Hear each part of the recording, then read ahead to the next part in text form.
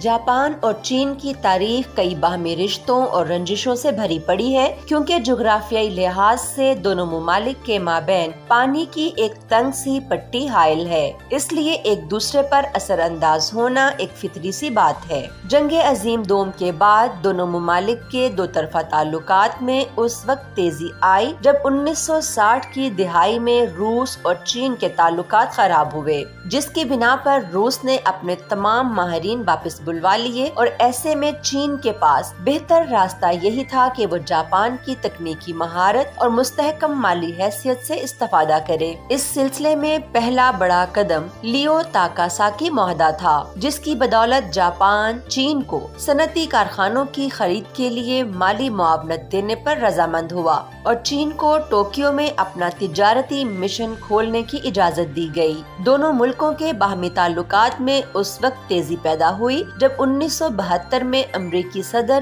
Richard Nexon نے عوامی جمہوریہ چین کا پہلی بار دورہ کیا۔ یہ دورہ اس وقت طے پایا جب اس وقت کے امریکہ کے قومی سلامتی کے مشیر ہینری کیسنجر نے پاکستان کے توسط سے خفیہ طور پر بیجنگ جا کر باہمی تعلقات میں بہتری لانے کے لیے نیکسن کے دورے کا اہتمام کیا۔ جاپان کے اس وقت کے وزیر اعظم تاناکا کوئے نے اقتدار سنبھالنے کے بعد بیجنگ کا دورہ کیا اور ستمبر 1972 میں دونوں ممالک کے مابین سفارتی تعلقات قائم ہوئے۔ ماؤ زے دونگ کی وفات کے بعد چین میں اقتصادی اصلاحات کا آغاز ہوا تو ٹوکیو اور بیجنگ کے تعلقات میں وسعت لانے کی مزید گنجائش پیدا ہوئی، کیونکہ اب چین میں نجی ملکیت کے کاروبار کو ترقی ملنے لگی تھی اور یوں جاپانی سرمایہ کاروں کو سرمایہ لگانے کے کئی شعبے پیدا ہوئے۔ جاپان اور چین کے مابین امن معاہدے کے لیے سن 1974 میں بھی کوشش کی گئی تھی،